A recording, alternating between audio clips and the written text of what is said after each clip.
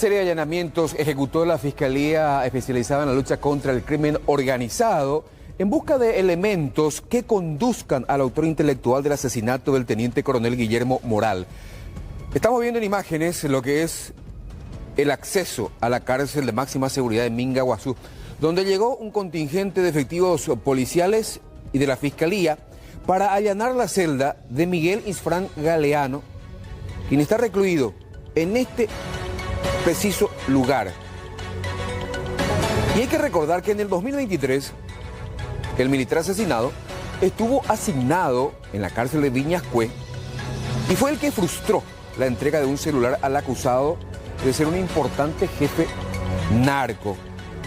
Los intervinientes encontraron esto y si podríamos parar esta imagen, un cargador de celular,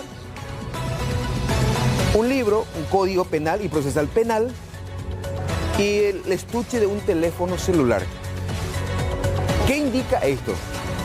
Que evidentemente Miguel Isfrán Galeano, alias Tío Rico, tiene un aparato telefónico en su celda. Pero desafortunadamente los policías, los intervinientes, no encontraron ese aparato. Para el fiscal que le tocó intervenir, es evidente que este presunto jefe narco, allí en la cárcel de máxima seguridad, cómodamente utiliza un celular. Celular que hasta el momento por lo menos no ubicaron. No localizamos. No localizamos hasta el momento. Buscamos los ductos cloacales, encontramos un cable que es compatible con el cargador que ubicamos en su dormitorio, o sea que en su celda. ¿Algo llamativo para ustedes en este allanamiento en la celda o por lo menos donde él se encontraba? Y justamente él nos hace presumir de que evidentemente había un celular de por medio, porque encontramos el agujero dentro del colchón, ¿verdad? Y en ella el estuche de un iPhone, y el cargador es compatible al iPhone. Y el cable encontramos en el ducto cloacal. Bueno, en el ducto cloacal, y vamos a ver justamente esas imágenes, el ducto cloacal, ahí estamos viendo el momento en que hacen la revisión en busca del teléfono de alta gama, de la marca de que tiene como símbolo la manzana. No lo encontraron, solamente el cable, el cargador y el estuche, el case. Después nada más. Evidentemente él tenía consigo el teléfono. No se sabe dónde lo guardó o a quién se lo dio. Eso es otro aspecto que tienen las autoridades penitenciarias esclarecer. Decíamos, serie de allanamientos, 5 en total. Esta fue la primera. La segunda, ¿dónde fue? En la casa del coronel Luis Veloto, condenado a 2 años de cárcel por intentar sobornar al propio Moral, cuyos restos hoy fueron sepultados. También fue cateada por la Policía Nacional. Obviamente en este lugar no estaba Veloto, estaban algunos familiares. Mismo procedimiento se ejecutó en el 2º Cuerpo de Ejército. ¿Dónde? En Misiones, donde el coronel Veloto presta servicios. Allí reside junto con su esposa, con quien también fue condenado a 2 años de cárcel por el intento de soborno al entonces jefe de área penal de Viñascue. Estamos hablando del teniente coronel Guillermo Moral. De este sitio, los intervinientes llevaron algunos aparatos electrónicos que deben ser peritados. La entrega voluntaria de su aparato telefónico del oficial militar, más de su señora esposa que le está acompañando aquí, ¿verdad? En esta unidad. También fue incautado un aparato, una computadora personal, una notebook. Le digo así con esa referencia porque yo tuve que firmar también el acta que se había realizado para tal efecto. El cuarto allanamiento, donde se ejecutó en la casa del abogado Miguel Mendieta, defensor en su momento de Miguel Isfrán Galeano, alias Tío Rico. El abogado Mendieta también fue condenado a 2 años de cárcel por el intento de soborno al entonces mayor Guillermo Moral. Mendieta fue el único que habló hasta ahora. Bien pudo hacerlo Beloto o su esposa, pero Mendieta fue el único y descartó cualquier implicancia en el atentado que sufrió el uniformado. Y quién pudo haber sido, no sé quién pudo haber sido. Ojalá que se le encuentre a esta persona y que se haga justicia para el mayor Morales. Sí les pido, por favor, mi familia, mis amigos, a ellos les digo que yo no tengo nada que ver, ni tuve nada que ver con el soborno aquella vez, ni tengo nada que ver con este hecho que nos enluta a todos, ¿verdad? Bueno, y vamos a lo último, lo que acabamos de recibir. Estamos hablando de las fotografías que nos permiten ver mucho más de cerca a los que habrían matado al teniente coronel Guillermo Moral. Decíamos, ellos después del atentado salieron del sitio, tomaron la avenida Santísima Trinidad y tomaron Sacramento y llegaron hasta a esa estación de servicio que está frente al corredor vial botánico. Bajaron de la moto, entraron al shop, compraron agua, se cambiaron de ropa. Fíjense, por lo menos sobre todo el conductor de la moto. Sí. Porque si nos remontamos al video donde ambos están huyendo del sitio, van a ver al conductor con una campera negra, pantalón de jeans y también tenía un calzado. Creo que eran championes. Mientras que el otro, el de amarillo, tenía el casco. Ahí está. Y me dirán, y se preguntan a la gente, ¿es tan inexperta esta gente o simplemente no les importa absolutamente nada? Este ni siquiera se cambia, ¿eh? No, No trata ni de disimular. Ahí está el conductor. Cuando salen del baño, llevan ese bolsón en la mano, Aníbal, en donde evidentemente se guarda la ropa que había utilizado el conductor. ¿Verdad? Que se lo ve también conducir sin ningún tipo de guantes ni nada. Sí. Tener en cuenta, pues después se encontró la motocicleta, ¿verdad? Claro. El de amarillo es el acompañante. Sí. Y El que sería el tirador. el tirador, porque el conductor se ocupa de manejar. volante. Sí, El que sería el de negro. El de negro, exactamente. Y el de amarillo, el que habría apretado el gatillo. Sí, así mismo.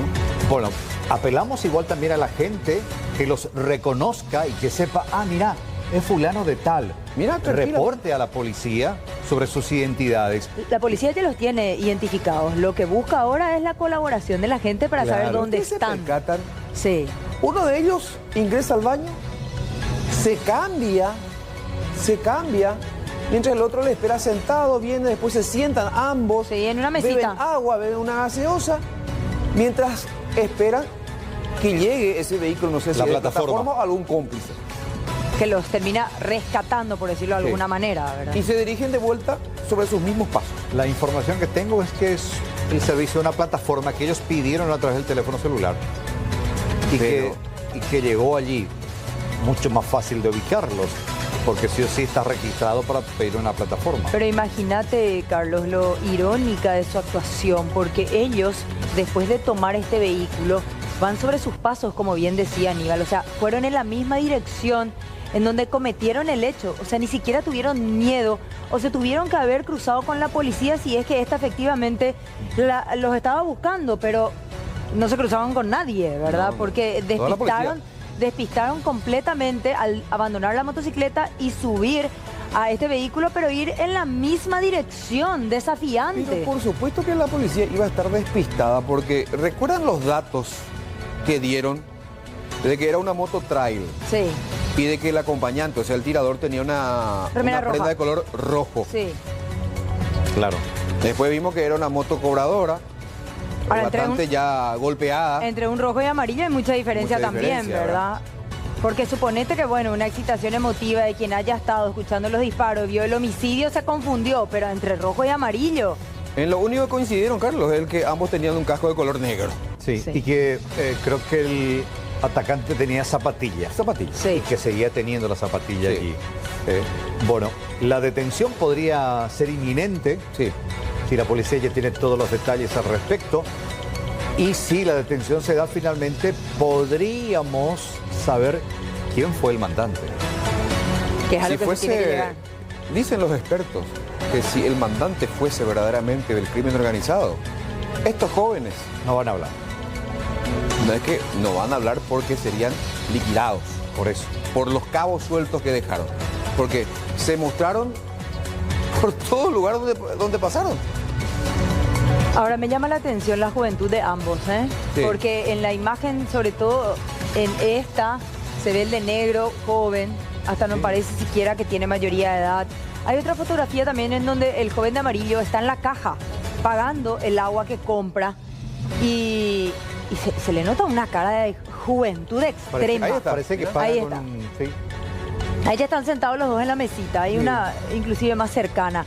Increíble cómo jóvenes se inician en el mundo delictivo a tan temprana edad, ¿verdad? Por eso también se analiza la posibilidad o la posible vinculación con el clan Rotella. ¿Por qué? Porque sabemos que hay un ritual de iniciación de muchos de ellos en el mundo delincuencial, ¿verdad? Y Que tiene hablando que de ver eso, con asesinar a una persona. Y hablando de eso, Mercedes, ¿por qué las investigaciones apuntan también al clan Rotella? Porque esta mañana fue allanada una celda en la cárcel vieja de Emboscada, Padre de la Vega. El propio Ministerio de Justicia, a través de un comunicado, dice que en el marco de las investigaciones por el asesinato del teniente coronel Guillermo Vega, se intervino una celda. ¿Y la celda de quién fue intervenida? ¿De quién? Carlos Rotella. Tenemos imágenes de la cárcel de Emboscada, por lo menos el momento en que estaban llegando el primer contingente policial. Y después de esto empezó todo el Motín. motín, del que enseguida nos va a hablar Alexis Avero también. ¿Y quién es Carlos Rotella? Sobrino de Armando Javier Rotella. Líder del clan. Y que está preso ahí en la cárcel de máxima seguridad. Detrás. En la cárcel, en el pabellón contiguo, digamos. Pero aislados de la población Y normal. este hijo Rotella que fue detenido en estos días, Matagallo, ¿también está ahí? ¿Cuántos Rotellas hay en Emboscada? Ese dato no tengo, Mercedes. Porque de tengo. hecho que- ¿En qué prisión fue enviado? Por más de que se intente alejarlos, ellos siempre encuentran la manera de Siempre conectarse, están ¿verdad? conectados. Siempre. Bueno, y por este hecho, por esta requisa, por esta intervención del personal de investigaciones en la cárcel, es que también investigan al clan Rotella con relación a este crimen. Pero vayamos de vuelta a las fotos. Sí. Es importante mostrar estas fotografías Claro. para que la gente los identifique Y los reporte. y los reporte, por supuesto. Claro. Si por ahí están escondidos en algún sitio, que los reporte a la policía al 911. Si vamos a pantalla completa, probablemente va a ser la identificación, va a ser mucho mejor, digamos. Ahí estaba Hay una pagando foto con donde- QR. Ahí sí, Igual dejaron perfectamente evidencia. al Con QR estaba pagando. Y fíjate, a ver si podemos ver la toma anterior. Fíjate que apoya su teléfono a la... Sí. Fíjate, en QR o no. O está mensajeando. Ambos tienen el teléfono en la mano, hermano. Ahí está la motocicleta afuera, ¿ves? Enfrente mismo al shop dejaron. Ahí está. A la tienda de conveniencia. Enfrente mismo dejaron la motocicleta. Salieron, abordaron Sí. y dejaron la motocicleta donde fue finalmente encontrada después. Ahora, el conductor de negro, al salir del baño, tiene un bolso que no tenía cuando entró. O sea que la muda de ropa para cambiarse y despistar estaba en el baño. O alguien les acercó. ¿O alguien les acercó? En la moto ellos no tenían nada. No, No, se ve no por se lo ve. menos. Y él se cambió. Ahora tiene zapatillas, tiene short y tiene remera. Sí. Y en la moto estaba con campera, jeans y zapatos deportivos. Fíjense ahí, no, mira. No se ve ningún bolso. ¿Y dónde está el arma? Estaban tan tranquilos, compañeros, que el de atrás, el que se supone es el tirador, seguía mensajeando. Mientras el otro conducía tranquilamente, ni siquiera a alta velocidad. Sí, pues ya tenían fijo al objetivo. Sí, sí. Esto ya después del atentado, ya verá. En esa foto se los ve mejor. En esta foto. Se los ve mucho mejor porque están de frente. Mira lo jovencito que es el de negro. El de amarillo no supera los 18 años. Pero el de amarillo ni siquiera se toma el tiempo de cambiarse para despistar. O sea que él no tenía ni la más mínima intención que de no ser visto o no ser reconocido por lo menos. Y si ustedes vieron la manera en que salen de la estación y suben al vehículo. Ni apurados, ¿eh? No, en No, absoluto. y acaban de matar a una persona. El de amarillo lleva los dos cascos cuando sube al vehículo y el otro lleva el bolsón. Cuánta temeridad, ¿no? Totalmente. Temeridad sumada a la tranquilidad. No sabemos si es la inexperiencia. La policía dice que probablemente se trata de una, ¿cómo le llaman? Iniciación. en el mundo del sicariato. Ahora, me parece que actuaron muy a sangre fría para hacer una iniciación, con demasiada calma, antes y después. Y después la puntería del joven, del tirador. Que si te pones a pensar, Aníbal, el que tiró tuvo que haber tirado con la mano izquierda. Sí. Porque ellos fueron en la misma dirección del vehículo. Si vos tirás con la mano derecha, te tiene que cruzar el cuerpo. Sí. Y llegaron a tirar hasta estando frente a la camioneta, por eso le entró por la parrilla. O sea, ¿cuánto tenés que torcer el cuerpo como para poder tirar? Evidentemente es zurdo, si sos diestro, evidentemente es zurdo. Y hizo el tiro con mucha más facilidad, porque hacerlo así es muy, muy difícil, ¿verdad? O sea, el sentido común te dice que tenés que hacer con la zurda. Y yo veo el de amarillo alzando el bolsón con la zurda, que es la mano más hábil, ¿verdad? O sea, hace varios movimientos con la zurda, que por lo general, bueno, al tener la mano más hábil, uno innatamente agarra con esa mano las cosas, ¿verdad? Tenemos una animación que muestra un poco el recorrido de la bala, porque anoche decíamos que se incrustó del lado del hombro. Sí. Del lado del acompañante. Ahí está justamente. Y a su paso fue destruyendo órganos vitales, ¿verdad? Ah, entró a la altura de la clavícula. Sí, del hombro decíamos, sí, clavícula, sí. Y fue a parar en la caja torácica. Y ahí atraviesa pulmón, ambos pulmones, Arteria. corazón. Según la forense, falleció a causa de un shock hipovolémico. Desangrado por dentro. Sí. Así que es una muerte tremendamente agónica. Porque uno se va ahogando con su sangre dentro. Qué fuerte, ¿eh? Bueno, tenemos la forense, que precisamente ya anoche practicaba, pero esta mañana temprano hablábamos con ella, nos explicaba en el lenguaje médico qué fue lo que pasó y cuál fue el proyectil que finalmente terminó con la vida del militar. Nosotros hicimos el trabajo anoche en la morgue judicial. Realizamos las placas radiográficas correspondientes donde constatamos alojada la bala a nivel de la cavidad torácica, en realidad en la pared torácica, y procedimos a realizar la autopsia y extracción de ese material para posterior estudio balístico. Quiero comentar un poquito la bala, digamos, la herida se encontraba a nivel del hombro derecho y realmente el ángulo de incidencia al cuerpo de la bala fue de forma oblicua, por eso hablamos de un orificio de forma oval. Ese fue el ángulo de incidencia al cuerpo, digamos, de la bala, ¿verdad? Luego toma una trayectoria interna la bala, atraviesa el músculo, penetra en la cavidad torácica, fracturando la tercera costilla, la cara anterior de la tercera costilla del lado derecho. Entra en la cavidad torácica, produce una lesión a nivel del vértice pulmonar derecho, atraviesa la arteria que sería el callado aórtico, pasa de nuevo y pasa al hemitórax izquierdo, produciendo una lesión también a nivel del vértice pulmonar izquierdo, y luego sale a la pared torácica del lado de la cara lateral izquierda, digamos, como fracturando la cuarta costilla. En este caso tuvimos una lesión de una arteria principal que nosotros con la autopsia determinamos una cantidad de sangre que perdió a nivel de la cavidad torácica. Se encontraba abundante cantidad de sangre. Entonces, con eso nosotros concluimos de que la causa de la muerte fue un shock hipovolémico, hemotórax, por herida por arma de fuego.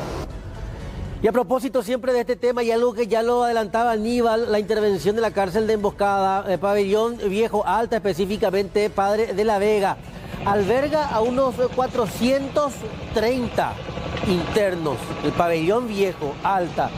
Todos evidentemente soldados o adeptos de Rotela. ¿Qué fue lo que había motivado esta reacción, el motín? Las intervenciones que se realizaron precisamente en el marco de la investigación de este terrible homicidio, este caso de sicariato que se producía ayer. A partir de las 6 de la mañana aproximadamente en adelante, este era el escenario.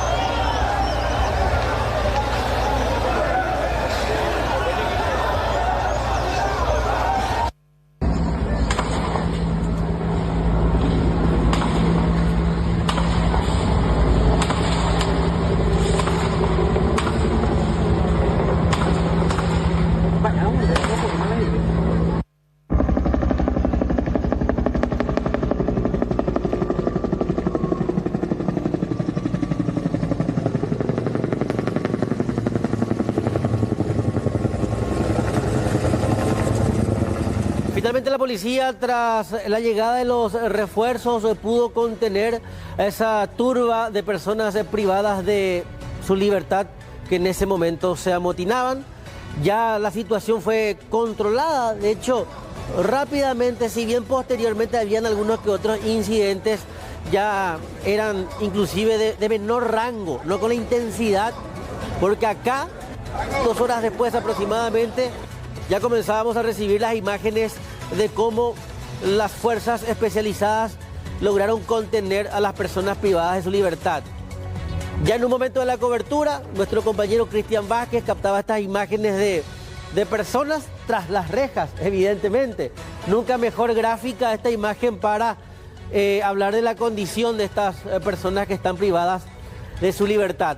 Hasta el sitio, inclusive, llegaron algunos familiares a raíz de la preocupación que generaba no saber nada de las personas que se encontraban ya en ese momento contenidas.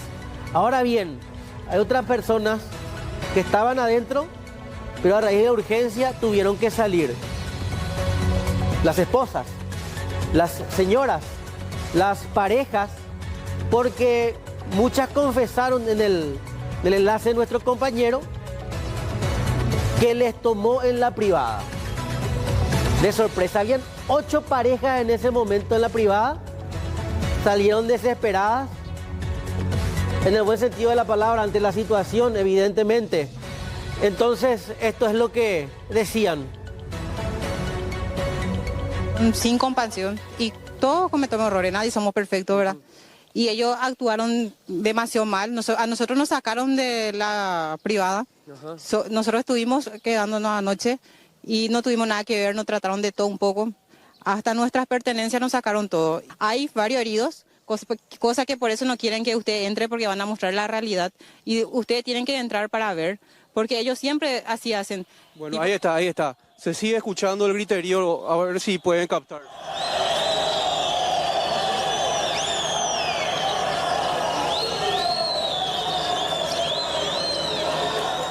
Ayer a las 9 entré como visita, después a la tarde me quedé en la privada. Bueno, ayer desde las 9 de la mañana estuviste adentro, ningún problema. Ningún problema. El problema ocurrió hoy a la mañana a las 6. Después se calmó un rato y después de las 8 empezó hasta casi recién. Y hoy se realizó el último adiós al teniente coronel víctima de sicarios. Judith, contanos.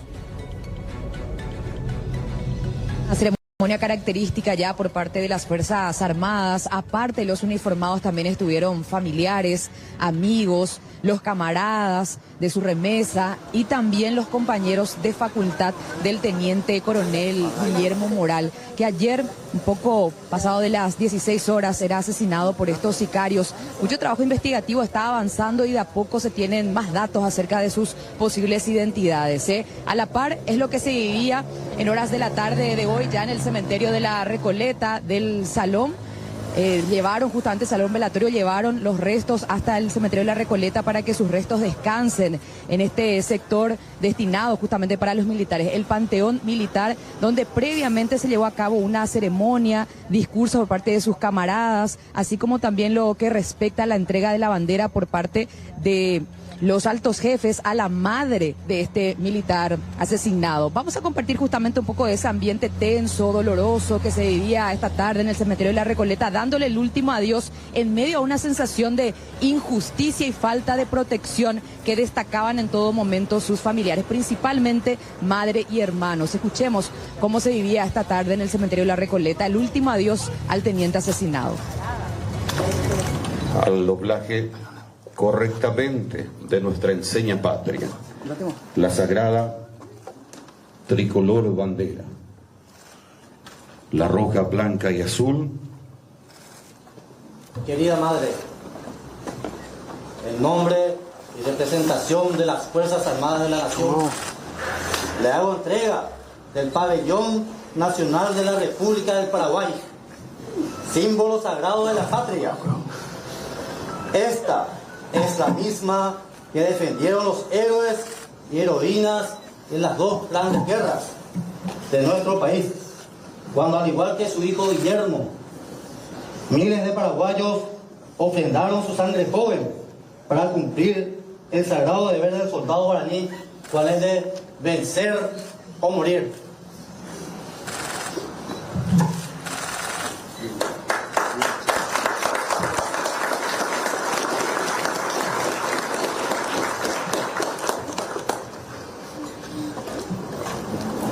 A todos por su acompañamiento y en estos momentos también, como reza nuestro manual de ceremonial de las Fuerzas Armadas, vamos a proceder al toque de silencio correspondiente.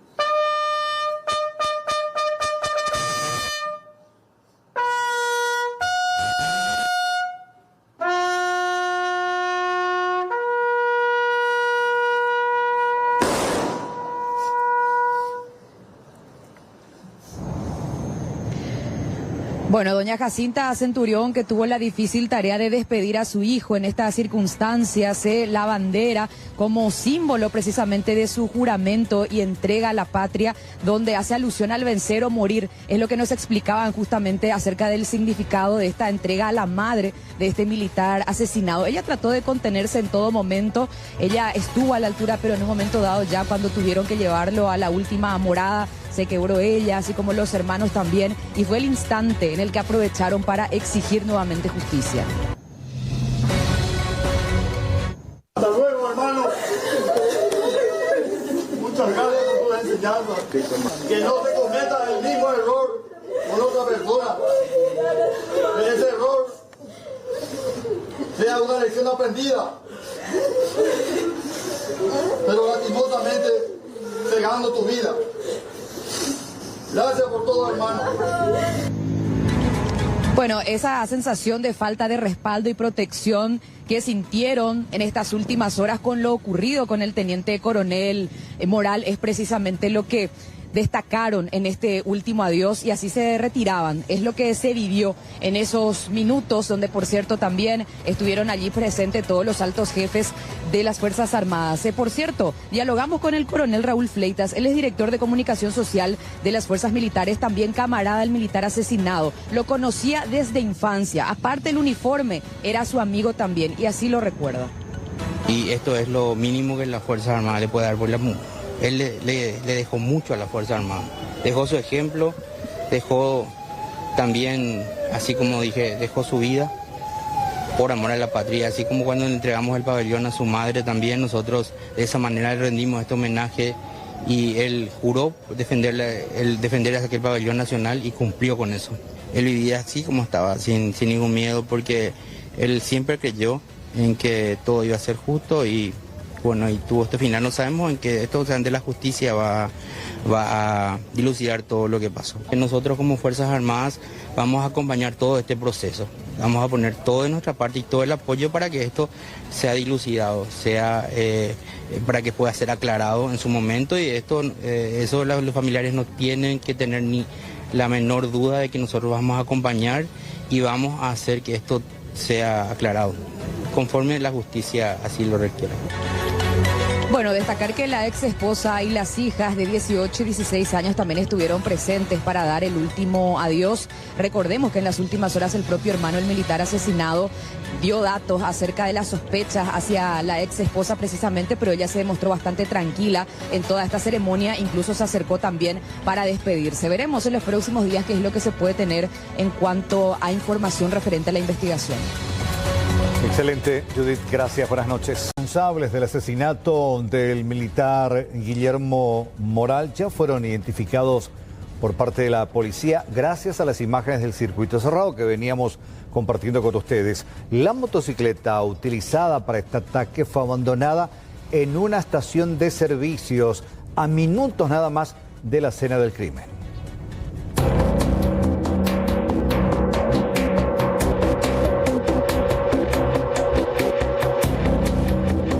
Los asesinos llegaron al lugar del crimen con cascos puestos para perpetrar el ataque.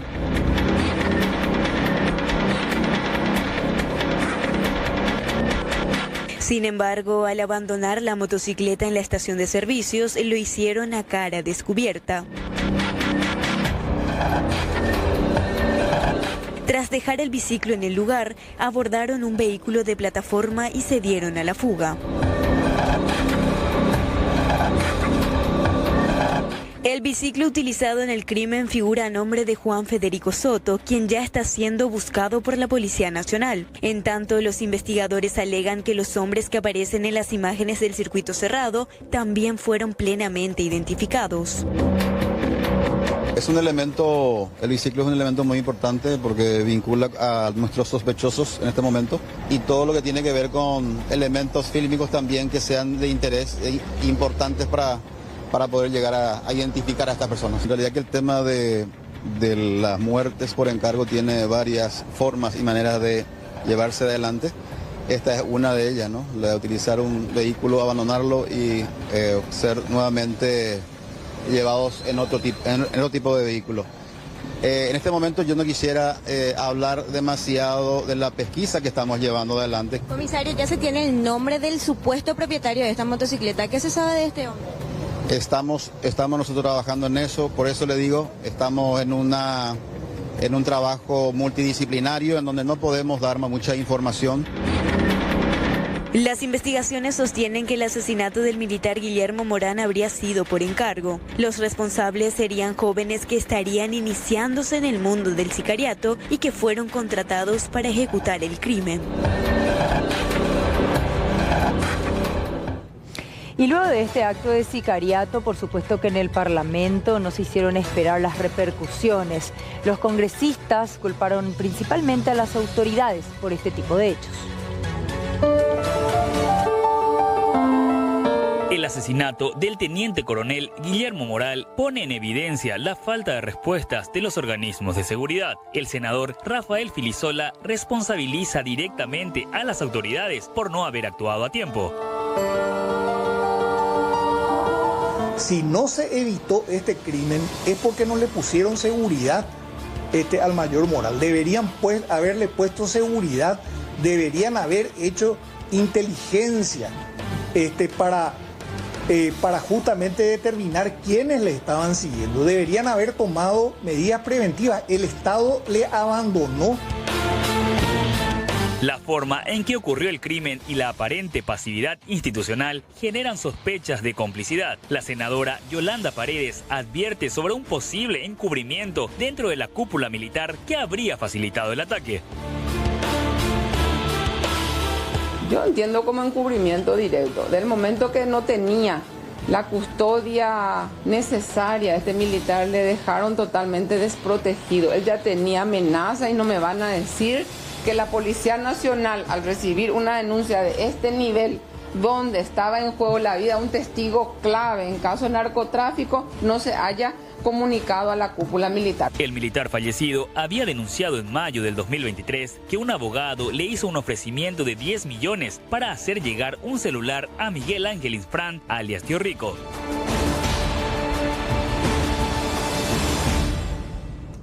Bueno, alumnos de la Facultad de Derecho de la Universidad Nacional de Asunción expresaron sus condolencias a la familia de quien en vida fuera compañero de clases, Guillermo Moral.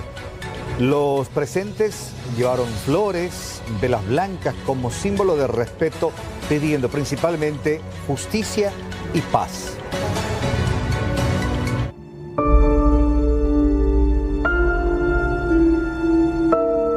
Los jóvenes recordaron el tiempo que compartieron con Guillermo y la preocupación ante el crimen que los deja expuestos y vulnerables.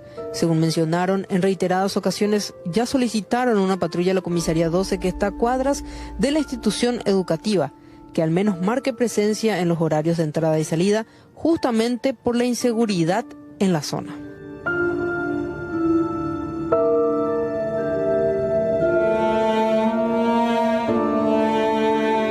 Con velas, flores y globos blancos, enviaron sus condolencias a la familia de Moral, exigiendo justicia.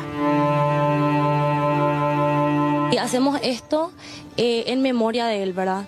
Estamos muy apenados y sobre todo indignados con esta situación.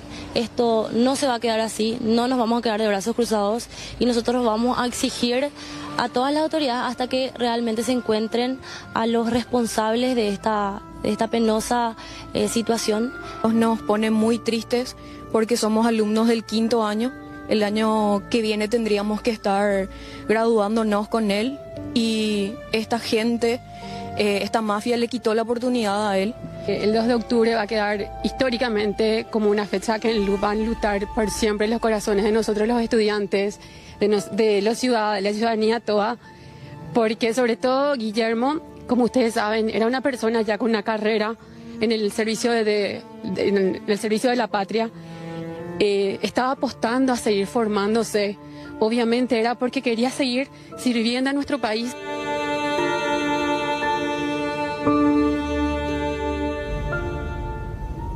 Y con relación a lo sucedido con el teniente coronel Guillermo Moral, la cúpula militar ofreció una conferencia de prensa, hicieron algunas explicaciones del por qué no tenía guardia, por ejemplo, a pesar de haber recibido amenazas en un par de ocasiones, por sobre todo cuando ejercía la responsabilidad de ser encargado del área penal de la prisión militar de Viñascue, y decía que él prefería que esa custodia la dieran a sus hijas, que estaba bajo la guarda, el resguardo de la madre de quien se había separado años atrás, y que él tenía la manera de defenderse en su condición de militar. Al mismo tiempo, uno de los jefes militares también mencionaba que el coronel Luis María Belotto sigue en actividad y que sigue prestando servicios en el 2º Cuerpo de Ejército en Misiones, porque su condena de 2 años por soborno en perjuicio del teniente coronel Moral está apelada.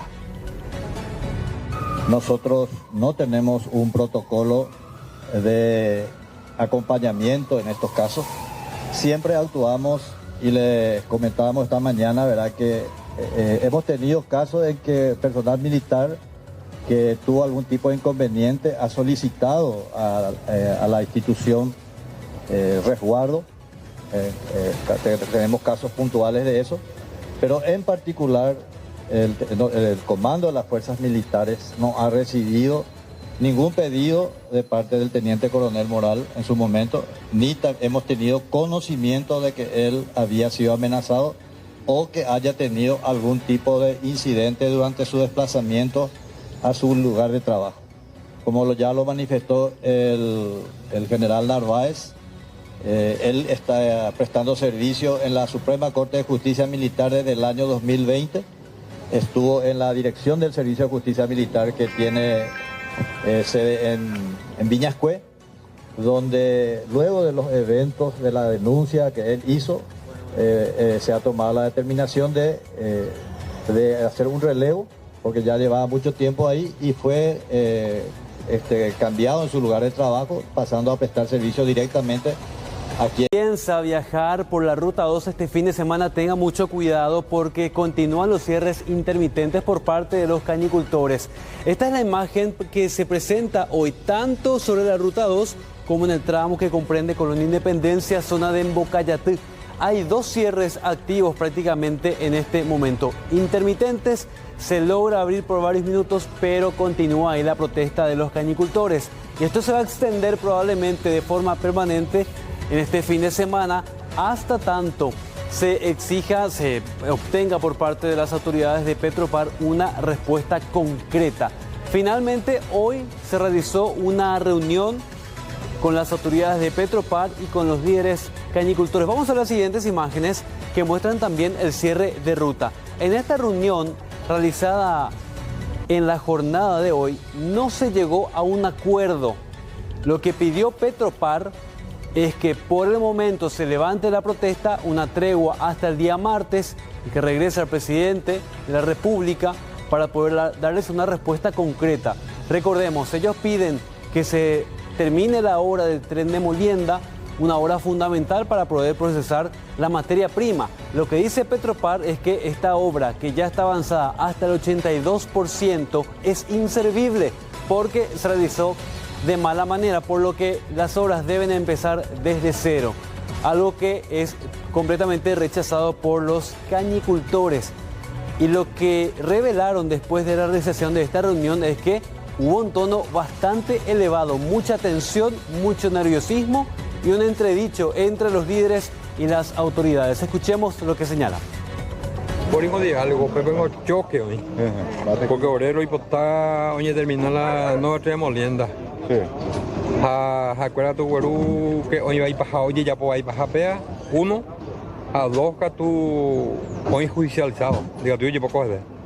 Entonces está la careo muy común la después diálogo, diálogo ñaña que está medio tu asunto. Hasta ñaña vengo quiere decir que ya ñaña en tu veima, hasta ñaña en tu agua, pero no pese después diálogo.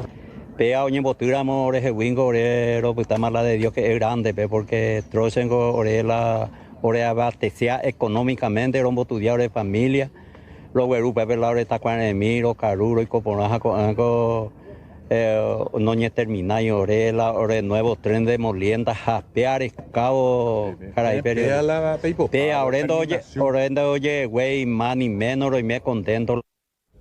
Bueno, punto crítico del cierre de la Ruta 2 es el cruce San Pedro, donde está instalado este grupo grande de cañicultores con los cierres intermitentes de la ruta. Así que mucha paciencia al circular por este tramo, uno de los más transitados realmente de nuestro país. Vamos a escuchar lo que señala el intendente de Troche acerca del pedido que hacen al gobierno. La planta alcoholera de Petropar tiene aproximadamente 2.000 censados de productores, pero Getavero y México, el departamento de Guairape, la hora de fábrica ya y tú llamas 40 años moreco a Saimo Caru, entonces podés observar acá alrededor de la avenida principal lleno de camiones con carga de caña dulce, que realmente es un peligro constante también, y ahí se ve el mal funcionamiento de la fábrica. Ya ahorita tema la máquina cajuica todo eso Caru pone a ver. Bueno, y por supuesto que el cierre de ruta genera muchas reacciones, un parate importante en lo que es la cadena de producción. Vamos a compartir varios comunicados de los gremios acerca de esta situación. Lo que señala la Cámara Nacional de Comercio y Servicio es que se preocupa ante los cierres de rutas que se están registrando en algunas regiones del país, protagonizados por grupos de ciudadanos que buscan visibilizar sus demandas. Estas interrupciones afectan la libre circulación de personas, insumos y productos, generando un impacto directo en la actividad comercial y de servicios, así como en la economía y la seguridad de todos los paraguayos. Se exhorta al gobierno a garantizar el desbloqueo inmediato de las rutas y llama a que los reclamos sean canalizados mediante el diálogo. Un comunicado emitido hace instantes por la Cámara Nacional de Servicios, de Comercio y Servicios. Por su parte, también la Unión Industrial Paraguaya señala también en otro comunicado bastante fuerte y hace un señalamiento acerca de esta situación de los cierres de ruta. El libre tránsito no se negocia.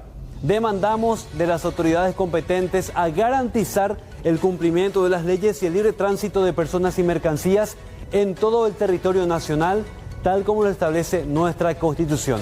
No hay tregua por parte de los cañicultores y finalmente esta situación recién se estaría definiendo la próxima semana, así que mucha paciencia al circular por la zona de la ruta PI02.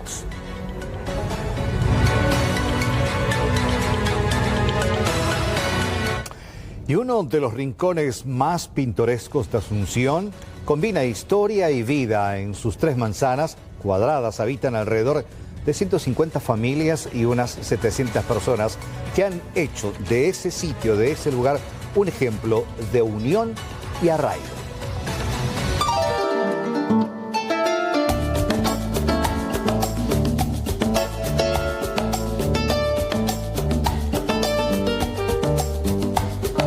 Es uno de los barrios más antiguos de la capital, ubicado en una de las 7 colinas de Asunción.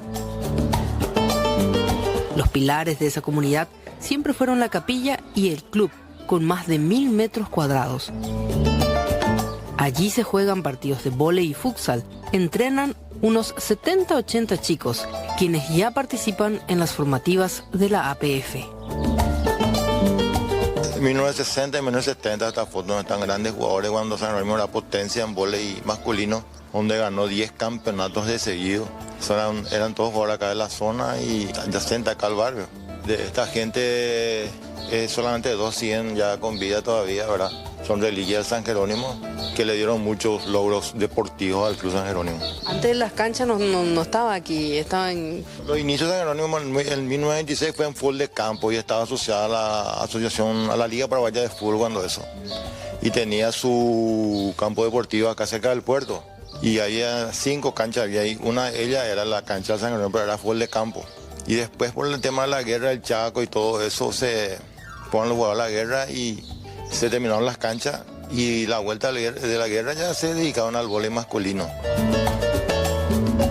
El trazado del barrio es otro de sus rasgos distintivos. Apenas cuenta con 4 calles internas, 4 pasillos y 2 escalinatas. Sí, este es el primer pasillo bicentenario que va directo a la loma. Tiene, como ven, la construcción es casi nueva, hace 7 años. Los mosaicos sí es nuevito, también hace 2-3 meses que se terminó. Lo lindo que queda. Y tenemos dos calinatas con mosaico para mostrar. Estos mosaicos hacen referencia a las casas del barrio. Hacen referencia a las casas, como están las casas ubicadas, que van empinando y subiendo la loma. Esta escalinata es más fácil de subir que la otra más empinada. Esta es más fácil, tiene su baranda, es más, tiene los escalones más grandes, no es tan empinada como la otra, ¿verdad? El pasaje bicentenario revive su historia. Le sigue el pasaje Día y Medio, que rinde homenaje a la guitarrista Berta Rojas, y el pasaje Bulgarelli, que va en honor al país que fue cercano a la gente en Loma San Jerónimo. Y acá funcionaba la escuelita, era jardín y prejardín. Todos los niños de San Jerónimo vinieron a hacer su escuelita acá. Y mis 2 hijos eran uno de ellos, ¿verdad? Ya tienen ya más de 30 años, ¿verdad? Arriba las clases y abajo el parque de diversión. Arriba las clases y abajo había un parquecito y acá se divertían los chicos. ¿Cuánto tiempo ya que no funciona la escuela? Y la escuela hace como 8 o 9 años que no funciona por falta de rubro del ministerio. Cabe destacar que Loma San Jerónimo es patrimonio histórico, cultural y urbanístico. se consolida como un símbolo de identidad asuncena. Actualmente se encuentra en proceso de revitalización. Bueno, más de 3 semanas, preocupación, no hay plata, no pueden sacar su dinero. Cambiamos radicalmente de tema y hablamos ahora de un conductor puerco. No sé si imprudente, pero en este caso puerco. Fíjate, no aguantó el señor, sí, en plena calle de San Lorenzo, se acomodó un poquitito y en Botabú. Algunos hablan por teléfono celular, levantan las 2 manos, pone sobre el techo y es como si fuera que nada está pasando. Ya vi. ¿Por qué me miras así, Mercedes? Es que... Una cuestión de puntería también a veces. Sí. Esto es San Lorenzo. Esto es San Lorenzo. En donde hay una estación de servicio cada cuadra y media. Pero vos sabés que algunas estaciones de servicio es medio molestoso despedir la llave. No les justifico. Están obligados a darte la llave, porque todo comercio está obligado a tener sanitario para los clientes. Sí. No te dan a ver. ¿No te dan? ¿Por qué? ¿Cómo? Sí, es sujeta a compra. Pero no es excusa. No importa, claro. Estamos justificando. No deja de ser un puerco este señor. No, totalmente. Evidentemente tiene la vejiga no muy complaciente. ¿Qué? Tereré. No, hay remedios diuréticos. No es. Bueno, no, pero no claro. No justifiques. No justifico, pero... Estás intentando. Uno tiene que adaptar el organismo a su ritmo de vida. Tiene que acostumbrar. Ojalá lo vean sus familiares y le digan, papá, te viene el noticiero, orinando en la calle. Qué vergüenza me haces pasar, Qué pelada, papá. Sí. Y mira que ya ha pasado. Cambiamos de tema y vamos a Colonia Independencia, departamento del Guairá. Vehículo estacionado. Violentó la ventanilla para introducirse al rodado. Y de esa manera, al hacer arrancar el vehículo, se da la fuga en Colonia Independencia. No es una zona en donde suelen registrarse robos como este. Pero sí, este es un vehículo muy robado también. Hay que tener en cuenta ese detalle. Toyota tipo Corolla color plata. Alguna persona que lo haya visto y que se haya notado en las características, sí da aviso a la policía. La llave maestra. Sí. El decano de la llave, porque... No, pero ¿y cómo arrancás? Y después con la misma llave le buscas la vuelta adentro. La conexión eléctrica, sí, ya está, la conexión, mira. Se rompió ahí, busca la conexión de los cables. De la vieja escuela de los robacoches. O sea, conecta los cables así como en las películas. No, no, es que de la vieja escuela. ¿Viste? Ya arrancó ya ahí. Mira. ¿Ves? ¿Cuánto estuvo? Pero qué raro. O sea, un minuto. Un minuto. Pero se fue directo al auto, ¿eh? Sí, ya estaba, ya fue al directo del objetivo, sí, ya había estudiado el vehículo. Sí. La información desde exteriores, Araceli nos acompaña en vivo y en directo. Ahora, ¿cómo te va? Buenas noches. Buenas noches, Carlos, y buenas noches también para todos los ciudadanos autoconvocados aquí en la Plaza Italia. De hecho, que ellos son los mismos jóvenes que también estuvieron enfrente de la agrupación especializada el día lunes, acompañando a los que fueron detenidos durante la movilización denominada Movilización Generación Z. Y se están organizando aquí en el centro de la plaza. Podemos visualizar las 4 esquinas que rodean también a esta plaza ubicada cerca o sobre la avenida Rodríguez de Francia. Custodio policial, la Policía Nacional que está también resguardando esta zona. Y bueno, me voy a acercar para escuchar un poco porque esto ya está terminando, pero Ernesto, vos prácticamente sos el vocero, que mucho que estuvimos acompañándoles también a ustedes enfrente de la agrupación. Acá están un poco reunidos, ¿por qué motivo, Ernesto? ¿Se están organizando, están conversando días después con más calma todo lo que pasó?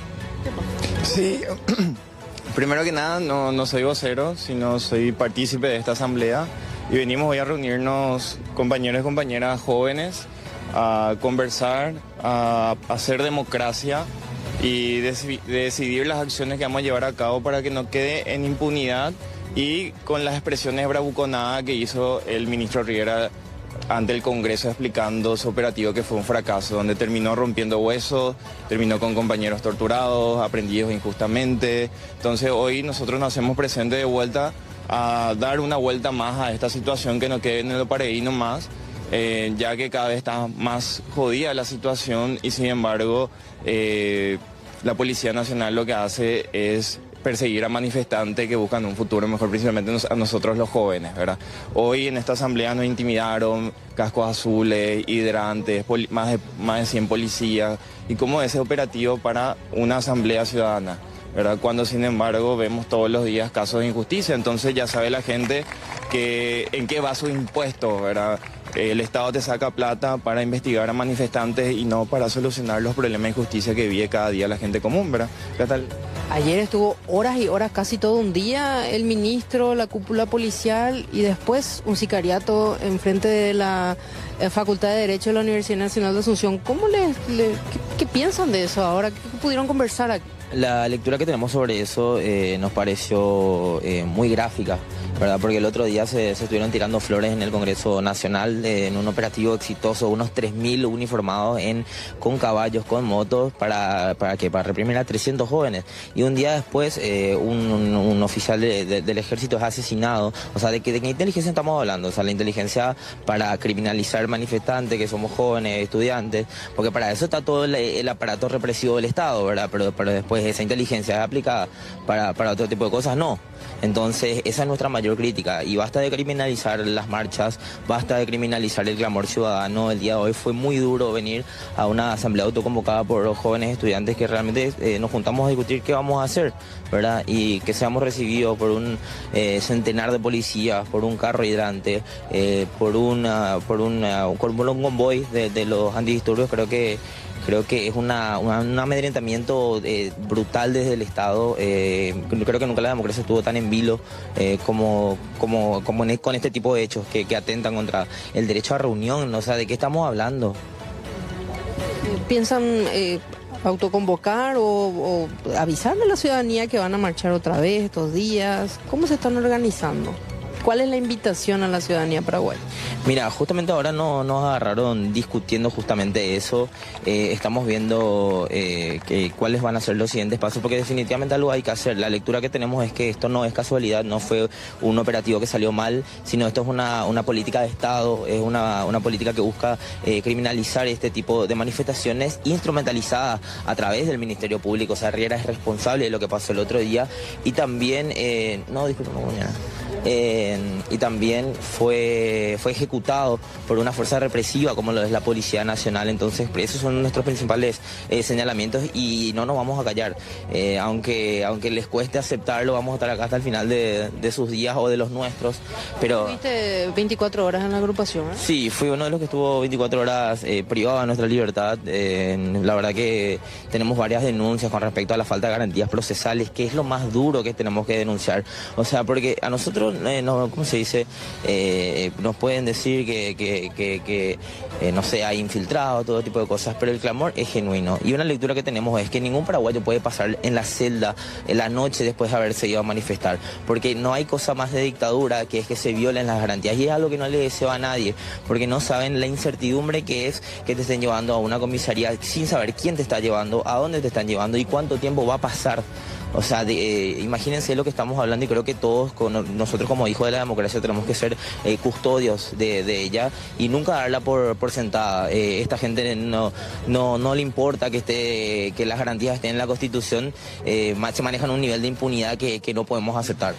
Bueno, gracias, lo dejamos continuar aquí. Sí, que quieren hacer una invitación más, Carlos, vamos a quedarnos a conversar con ellos para poder obtener toda la información y de esa manera después ya informar también para que el que esté interesado se acople.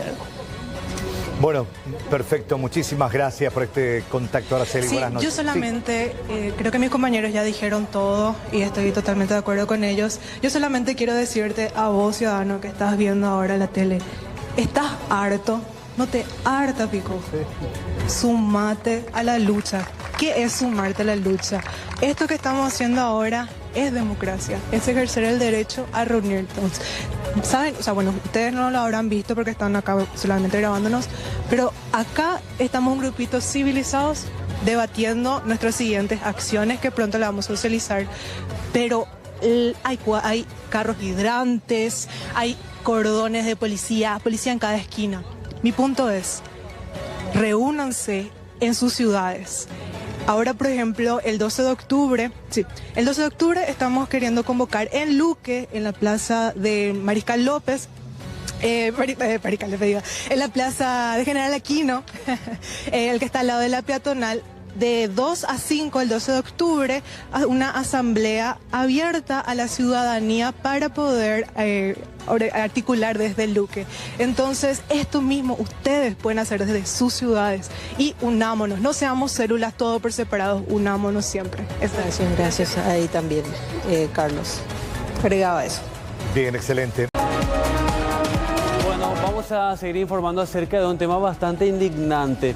Uno de los temas judiciales de esta semana es la imputación a una persona denunciada por planillerismo en la entidad binacional de Yacyretá. Ahí estamos viendo las imágenes de la represa, que además de producir energía, lastimosamente habría pagado de forma irregular a esta mujer identificada como Fátima Leticia Saucedo, conocida también como La Negra, fotógrafa también de la entidad binacional de Yacyretá, pero fue imputada por la presentación de reposos falsos, certificados de salud de contenido falso para justificar las reiteradas ausencias en el año 2022. Era la fotógrafa de Santiago Peña en su campaña política y la entidad binacional de Yacyretá realizó un sumario y posteriormente se da su desvinculación, pero ahora la Fiscalía presenta esta imputación. Vamos a ver algunos datos muy importantes que contienen la cantidad de días trabajados y por sobre todo cuánto dinero cobró en todo este periodo. Millonario el salario, falsos reposos. La investigación señala que en 47 días de reposo se presentaron estos certificados en un lapso de 6 meses y muchos de estos reposos fueron falsos, comprobados por junta médica después de no coincidir, sobre todo en las dolencias supuestamente y sobre todo en las fechas. Vamos a ver la lista de estos reposos. Por ejemplo, reposos de marzo de 2022 con membrete del Hospital de San Lorenzo, de marzo de 2022 también con membretes del IPS y así otros reposos. ¿Cuál era el modo de operar aparentemente de esta persona? Porque también fue imputado el médico involucrado. El salario que recibía era cerca de 30 millones. La investigación detectó graves irregularidades en la forma y en el proceso de otorgarse estos reposos. Se ausentaba por cuestiones de salud, pero la fecha de consulta era una semana después de su ausencia.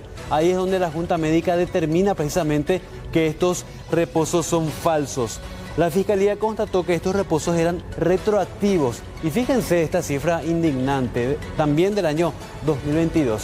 140 días trabajados, de 140 días, solo 56 se presentó a cumplir con sus labores. El monto que cobró, 201 millones de guaraníes.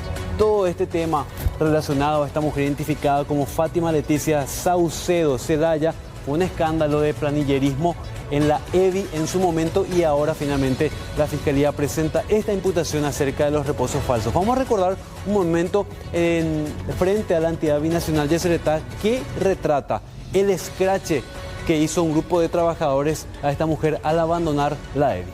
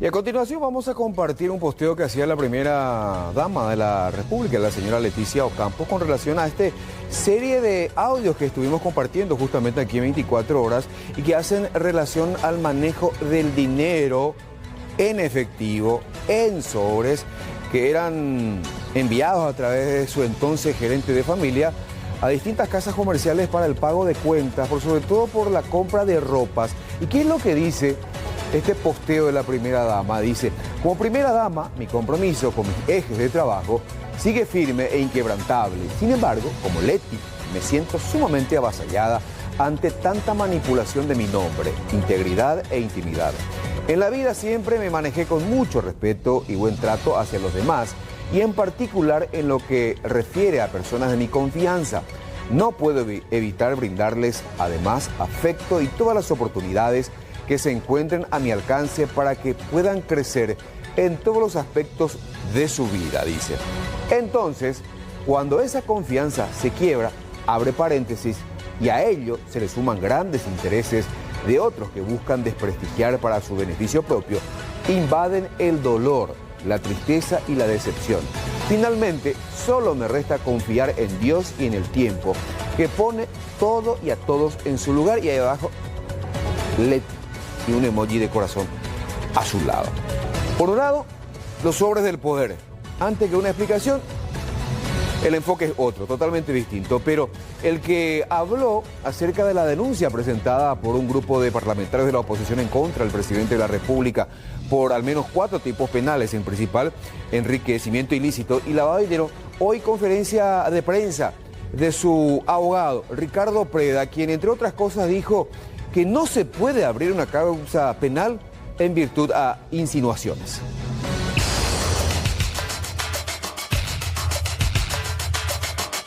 Uno de los focos de la denuncia es el incremento patrimonial atribuido al presidente entre el 2018 y 2023. Preda explicó que ese crecimiento ocurrió en una época en la que Peña no ejercía la función pública. Además, dijo que las afirmaciones de sobres de dinero no tienen sustento y que la familia Candado fue sometida a polígrafo por una pérdida de confianza. Supuestamente tráfico de influencias sobre la base de las participaciones en Bueno Holding, que es una empresa donde el señor presidente tenía acciones, de hecho ya no la tiene,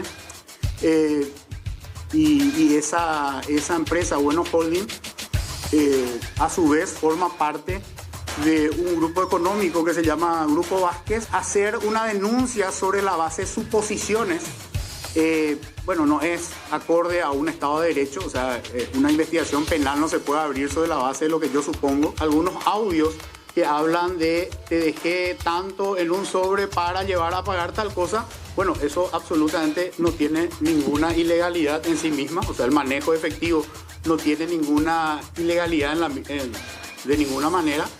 Y bueno, o sea, básicamente si vamos a hablar de sobre, de los únicos sobres que se pueden hablar concretamente con contenido de dinero, son aquellos donde se le daba instrucciones a esta persona de confianza a que vayan a hacer pagos. La situación en la cual se aplica el polígrafo es justamente por la pérdida de confianza, y para someterse a esa prueba las personas han sido consultadas si consentían esa situación. Queda ahora en manos del Ministerio Público analizar las acusaciones y decidir si ameritan avanzar con una investigación formal. Para la defensa de la familia Peña Ocampos, las denuncias carecen de fundamentos.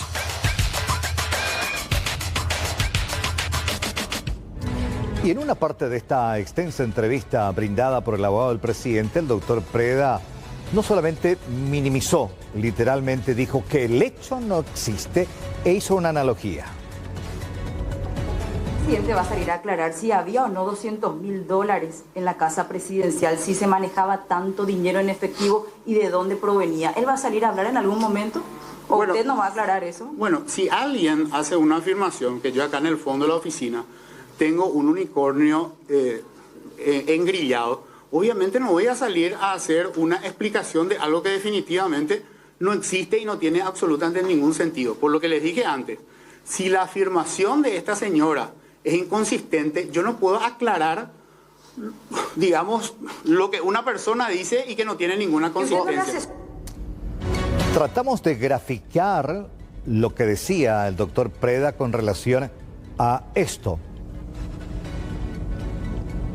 El unicornio, que es igual a los sobres con billetes en dólares. Según él, el unicornio no existe y según también sus expresiones, tampoco los sobres con dólares existen. La conclusión a la que llegamos después de esas expresiones. Y también llegaron a sus propias conclusiones muchos parlamentarios después de haber escuchado y visto la conferencia de prensa del abogado Preda. Sobre todo la oposición hizo estas opiniones.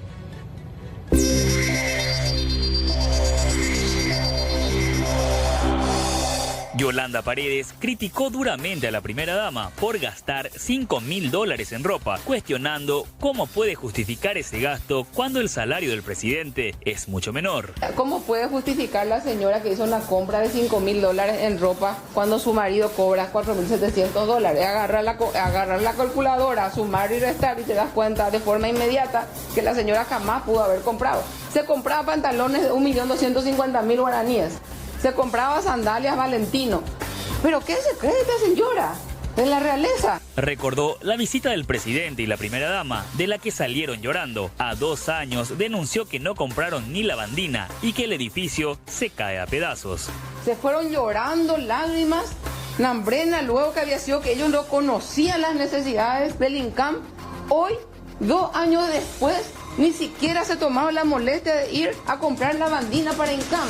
Se está cayendo a pedazos ese edificio. Las necesidades que tiene la gente, los enfermos oncológicos son de terror. Y esta señora se toma el tupé de comprarse pantalones de 1.250.000. El representante legal de Peña argumentó inconsistencias de la formulación hecha por un bloque de la oposición que no sostienen la supuesta comisión de hechos penales.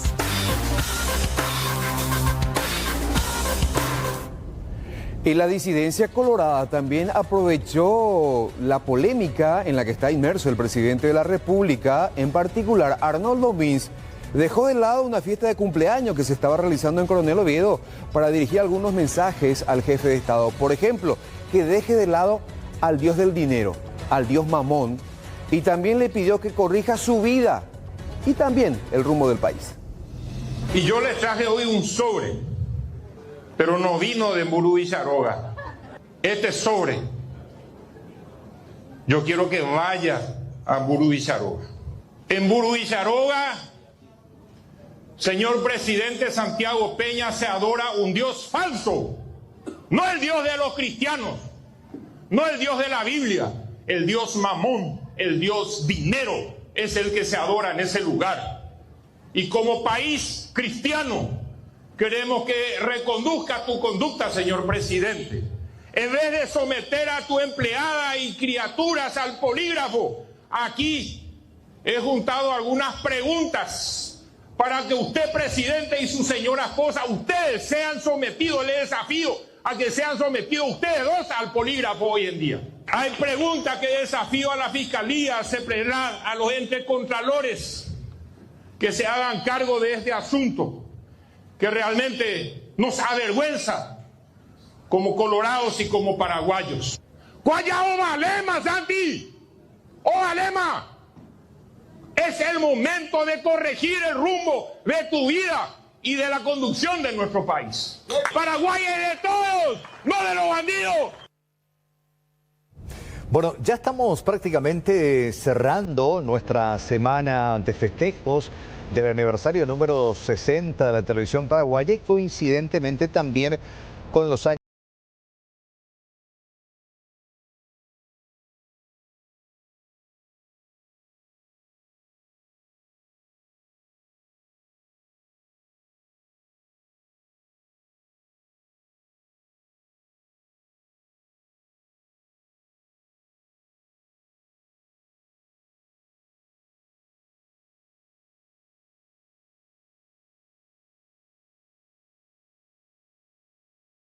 Kilómetros en recorridos muy interesantes por el microcentro de Asunción y frente a edificios históricos que tiene la ciudad de Asunción.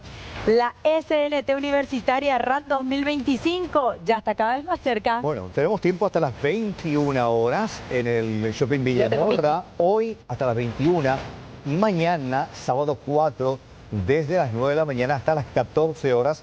Una de 70, la otra de casi 80 años. María Celia y Simona son ejemplos de disciplina y mucha perseverancia. Sus historias motivaron incluso a muchos jóvenes que, impulsados por esta experiencia, decidieron seguir sus ejemplos.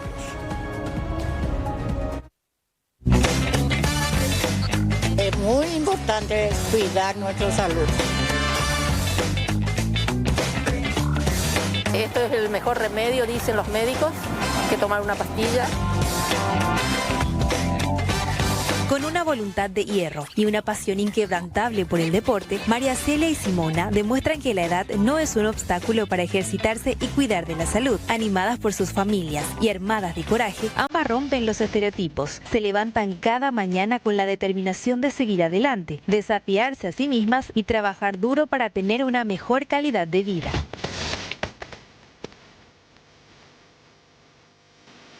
Simona Merlo Aranda, de 79 años, es la sensación en un gimnasio de Capiatá. Con ropa deportiva, botella de agua y una energía envidiable, participa de las clases de gimnasia funcional y pedalea bicicleta como si tuviera 50 años menos. Su entrenamiento inicia a las 4 de la tarde, con 15 minutos de cardio, bajo la atenta mirada de Ismael Sosa, su entrenador, que la espera todos los días con una rutina ideal para mantenerse en forma. Me dijo, me recibí tan lindo, tan bien. No esperaba yo porque tengo ya ser guañuí mango, pero no quiero ser guañuí también. Por eso busco para mi salud algo, porque es muy lindo. Simona realiza los mismos ejercicios que cualquier otra persona en el gimnasio, alzando pesas, entrenando piernas y haciendo abdominales. Sostiene que su flexibilidad sigue intacta gracias a los ejercicios y esta actividad le ayuda a disfrutar aún más de esta etapa de su vida. Ella es una señora muy activa, se puso la garra y empezamos a entrenar. Realiza ponerle un 90% de todas las actividades que realiza la persona normal. Con una dieta natural y equilibrada, acompaña su entrenamiento físico con una buena alimentación. Según los médicos, una persona de 79 años o más debe consumir proteínas de calidad a diario, como el pollo, la carne y el pescado. Las frutas con mucha fibra son de suma importancia. Las peras, manzanas y naranjas son las más recomendadas.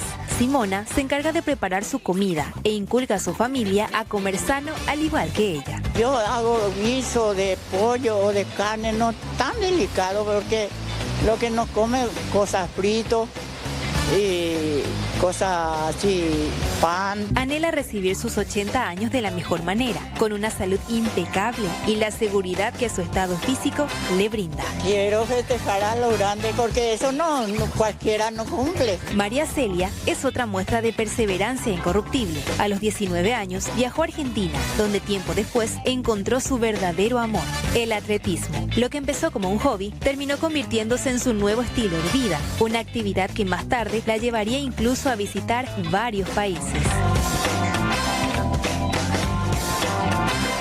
Celia prefiere realizar actividades al aire libre. Cada mañana, mientras muchos empiezan una rutina laboral, ella recorre las calles de su ciudad Berazategui, provincia de Buenos Aires, en Argentina. Sitio que, además de haberle brindado un hogar, le ayudó a convertirse en lo que es hoy, toda una profesional en el deporte. Conocí personas, instructores que me incentivaron y ahí empecé. Ahora llegué a correr hasta los 21 kilómetros, varios 21 kilómetros. Y estoy muy contenta, muy feliz. Atrás de mi casa hay una placita nuestra, del barrio mío.